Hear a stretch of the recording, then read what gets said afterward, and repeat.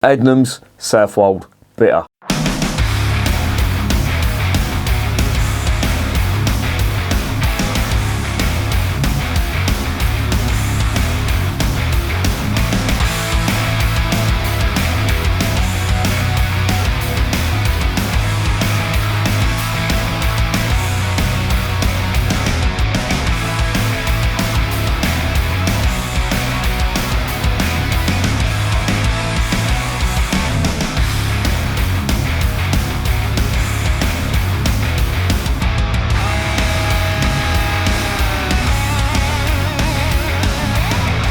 And remember, life is too short to be drinking shitty beer. Welcome to another edition of Bands, Bikes and Booze Reviews. Today is a beer from Adnams. Now, I haven't done a beer from Adnams for quite a while now, but this is one that I did review before, and it is a beer that was done in a comparison video, and I compared it to the Wychwood Brewery Goliath Bitter, and of course this one hands down because it comes from Adnams, who are, in my opinion, a great brewer, very consistent brewer, and I like what they do. Now, this stuff is a beer that has got quite a big part of the Adnams brewery history. I will go into that in a sec. And it's a beer that it hadn't dropped off my radar because I do remember a while back, me and the missus went up to Great Yarmouth, which is in Suffolk, which is where this brewery comes from. Southwold specifically, hence the name Southwold Bitter. Southwold is an area in Suffolk where this brewery is based, and it has been based there since 1872. But I was up in Great Yarmouth. We went to see the Circus of Horrors, and no, before you ask, I wasn't the star attraction in there, you bastards. But if you ever get a chance to go and see that, I highly recommend it. I'm a miserable fucker, as you know, and I was thinking, a circus, why the fuck do I want to go to a circus?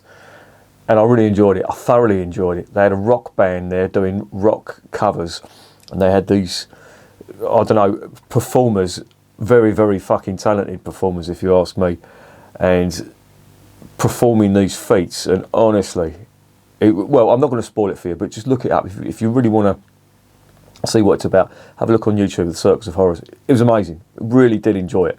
Anyway, we were staying at a hotel, and the hotel had a big picture of this Southwold Bitter in the lobby as you went in, and of course that triggered my memory, and I remember thinking, I must get some of that, and I haven't until this day, and Morrison's have had it in there.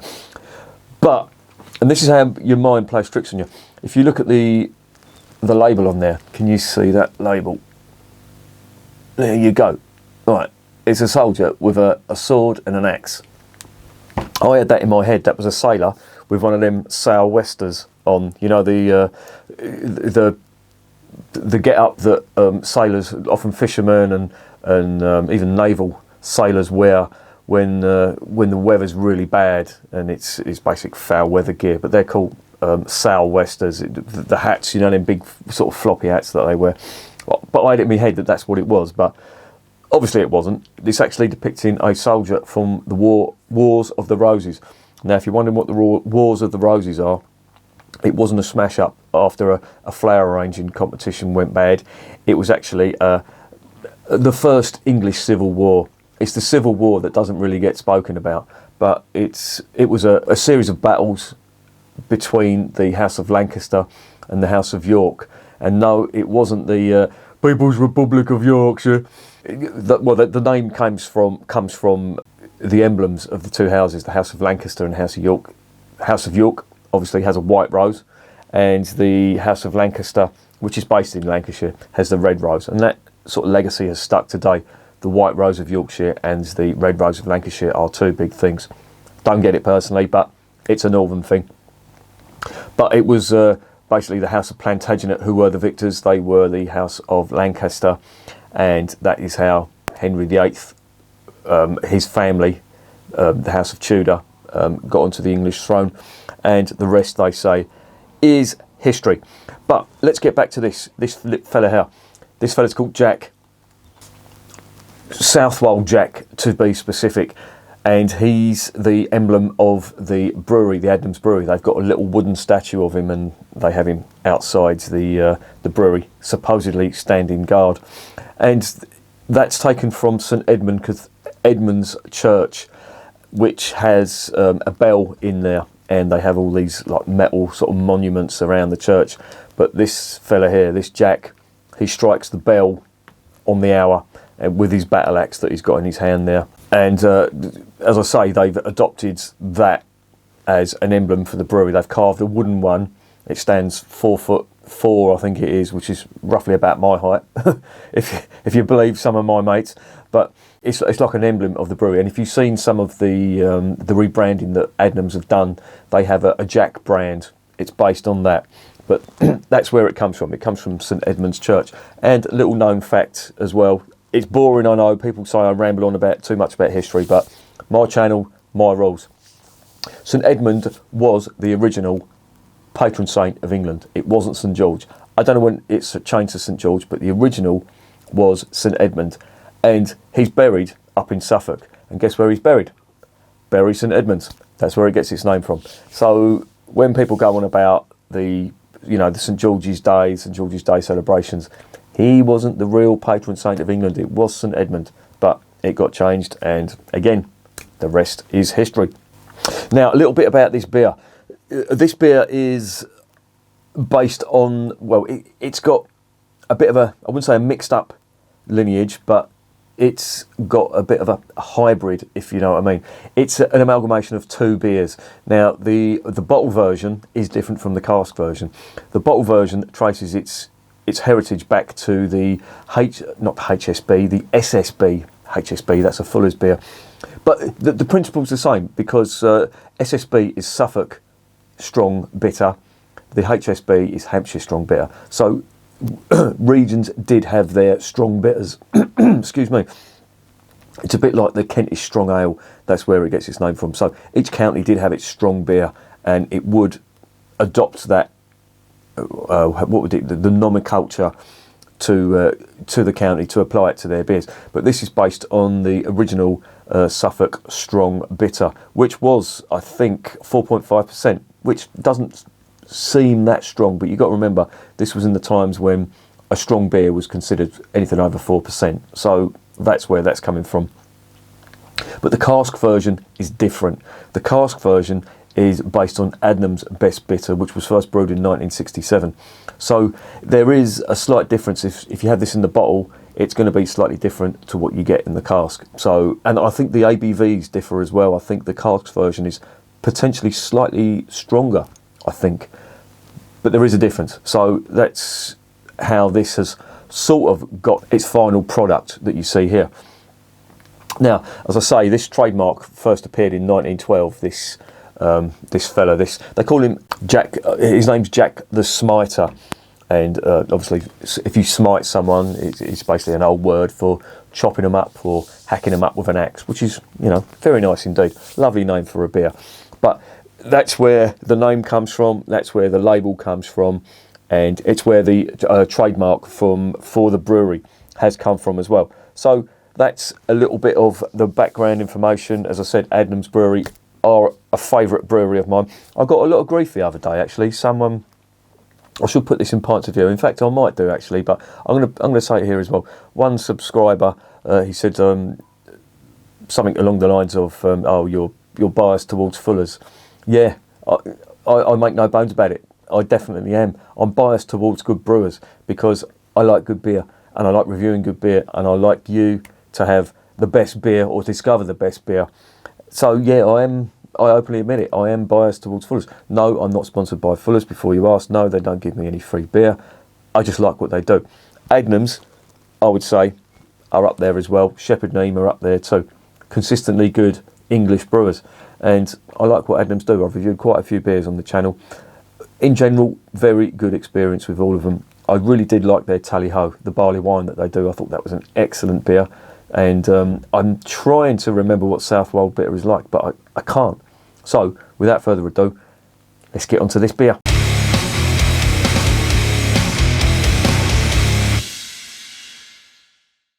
Right, as I say, there is a difference between the cask and the bottle version, but we have got the bottle version here, obviously, as you can see. It is a 500ml bottle, it is 4.1%. It has got some stuff on the back of here, which I'm going to attempt to read. Southwold Jack is one of Adnams' oldest and most loyal figureheads. That's why we've chosen him to be the icon for one of our most famous beers.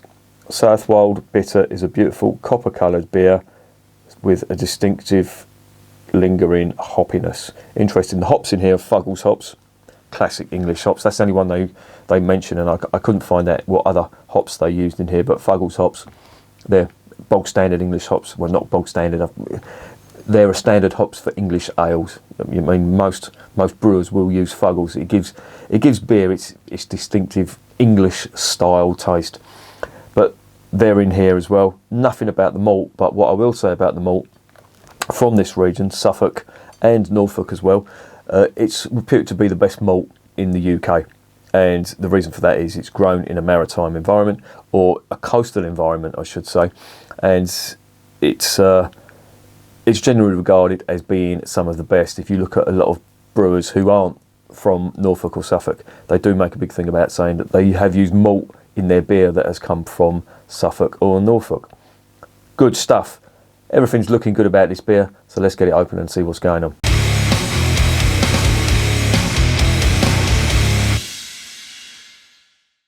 Righto, looking forward to this one. As I say, I have tried it before, but it was nearly 2 years ago, and I haven't, on my travels, seen it since.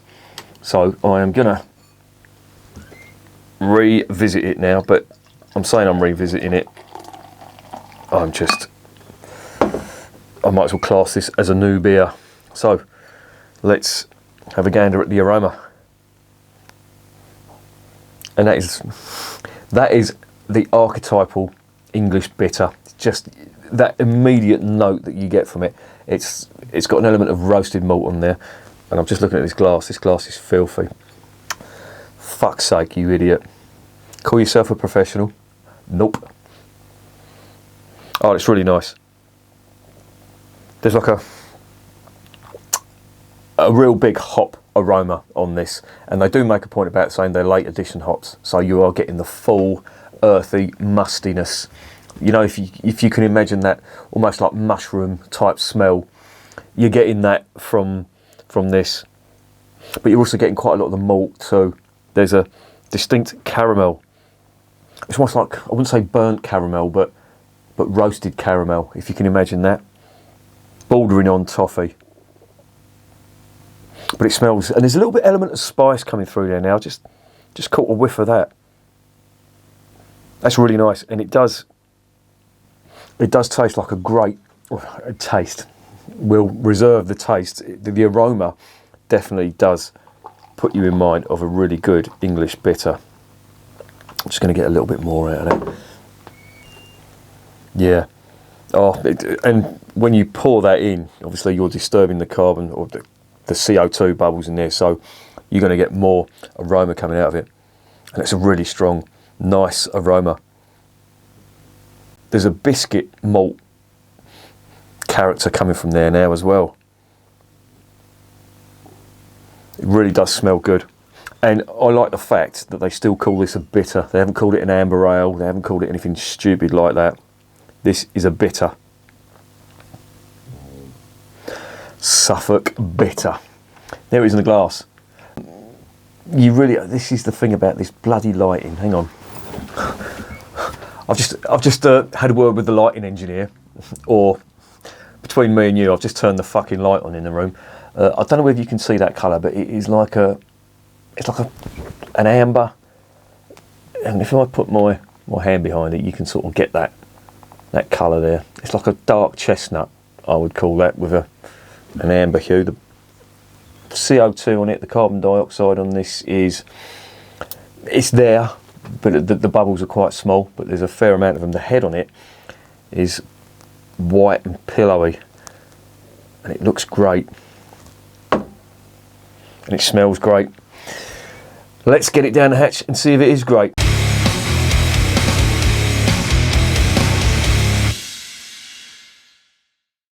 Your good health.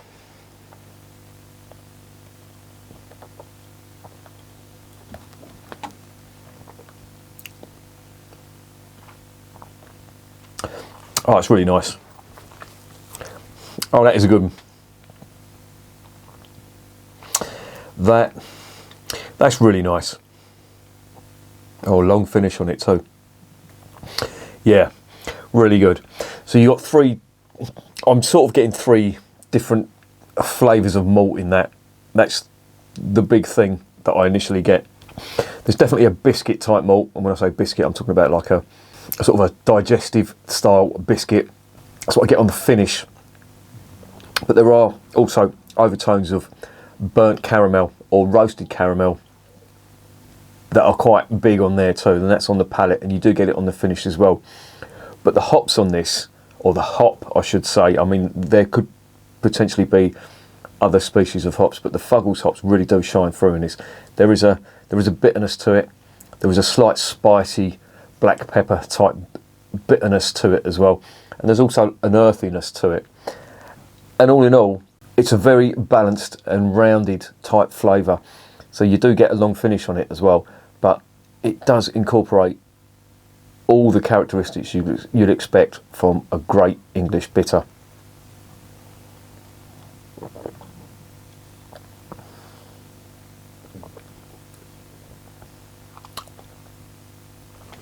And there is, and I imagine this is coming from the yeast, but there is something Belgian about this. And I'm trying to put my finger on what it actually is. It's weird. It's almost like clove,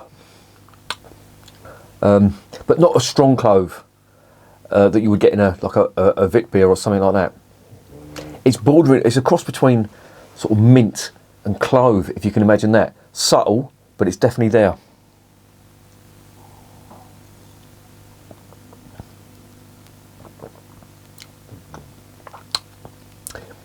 And the more you drink it, the more you're getting.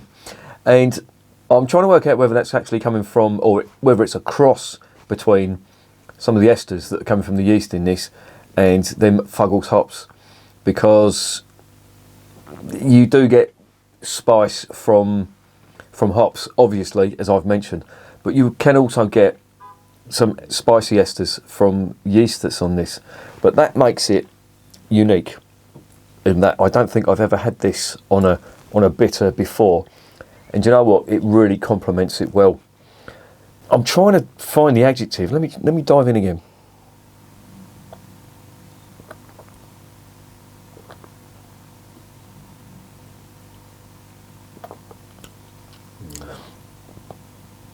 Yeah, that's definitely clove, but it's like a toned down clove, but it's still there. Or it gives it quite a dry finish, dry spicy finish as well. And then you get your maltiness coming through. This is lovely. This is a really, really good beer. And it's not as bold as the Timothy Taylor Boltmaker. To me, that is or the Coniston Bluebird. To me, they are two of what I would say are top of the shop, real good English bitters. This obviously is a bitter. You wouldn't mistake it for any other style, but it's got a unique sort of twist on it. There's like, it's a cross between, if you can imagine, mint and clove. It's got that type of overtone to it.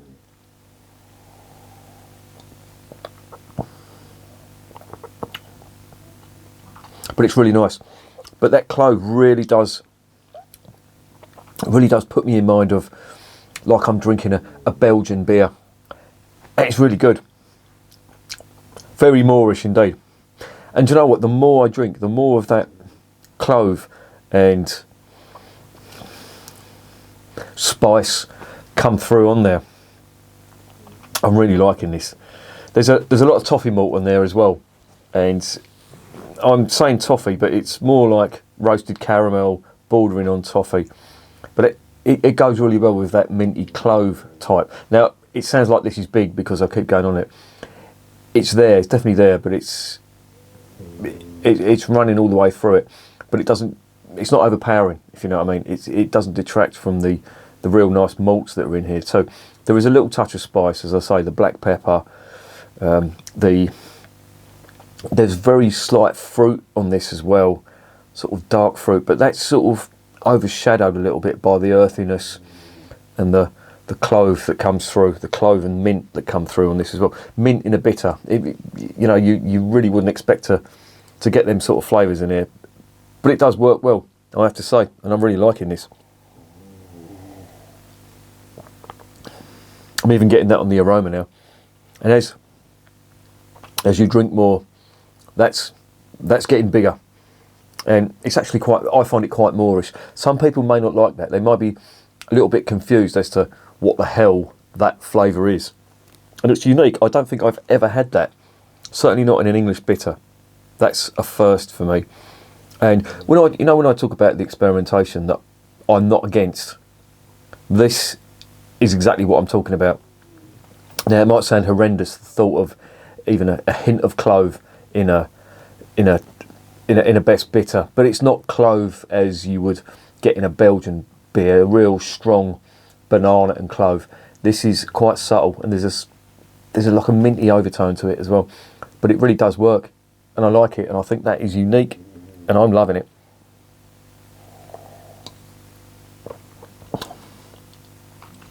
It's quite full bodied as well. I will say that's got a really nice full body. This was and is still cellar temperature. I left it in the fridge for a day or two. I got it from Morrison's the other day. I left it in the fridge, and it's been left out for about an hour, so it has cooled down a bit. And I'd say that is more or less the perfect temperature. It's cold enough to be refreshing, but it's also not too cold to disguise all these flavours. And I'm really liking this. This is bowling me over.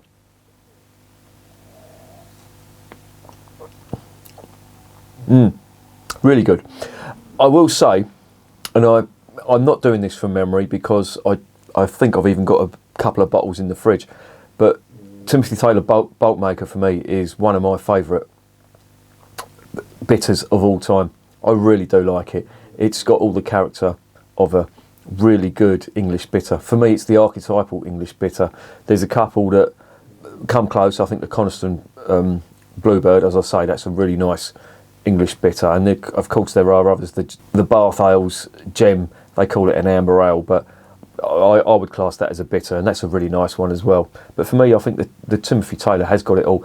And to brew it on a big scale, as they do, it's quite widely available down here. Sadly, not as available as the Landlord, because that's quite prevalent down here, which is good. I'm not complaining about that.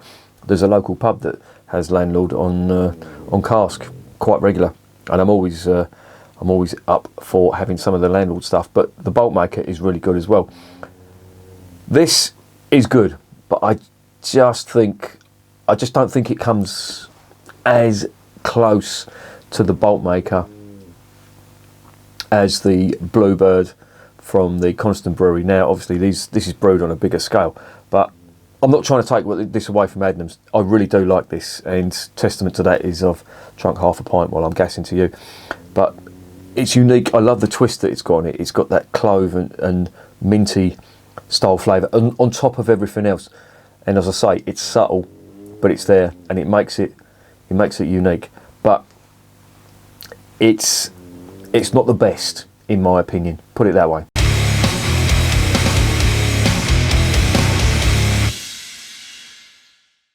So, what is the verdict on Adnams Southwold Bitter? Well, the revelation that wasn't actually a fucking sailor has blown my mind. The fact that it's got elements of mint and clove in it, which really do work, I have to say, again, has blown my mind as well. And I have to say, I think this is another winner from Adnams. The Southwold bitter that you get on cask is probably going to be a little bit different. So if you're drinking this on cask and you're watching this and you have drunk it on cask and you're thinking, what the fuck is he talking about? He doesn't know, I've never had them flavours before on the cask. You probably won't, because they are, according to Adnams, two different beers. However, this, in my opinion, is a great bitter. it's a little bit different. It's not your archetypal English bitter, but this is what happens when you experiment and it goes right. And they've got a beer here that encapsulates all the characteristics of a really good English bitter, but that little, I would say, I'd call it Belgian. That little Belgian twist that they've put on top of it, it really does work. And I'm sure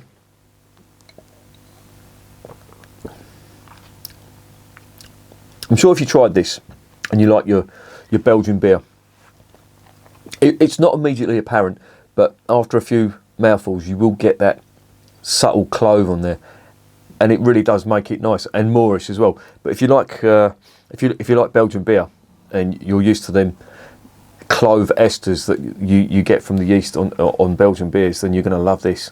But I think this is great. I really do like it. It's very nice, very full-bodied, full of flavour.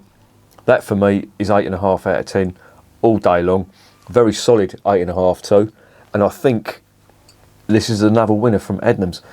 And as I say, Adnams are one of my favourite breweries, English breweries I will say. You've obviously got the Timothy Taylor, which is again one of my favourite brewers. Shepherd Neame, Fuller's, Theakston's, Adnams, the usual suspects, the real consistent brewers. Yeah, I do like what they do, and these are the breweries that are upholding the styles of English beers that seem to have been sort of left by the wayside, you know. And I'm really glad that Adnams have actually put bitter on the bottle. Bitter seems to be a dirty word with some brewers now, and they want to call their beers amber ales, or their bitters they want to call them amber ales, which I think is, well, amber ale was never a style. I think it's only since bitter has been associated with old men with beards and sandals. Don't fucking start.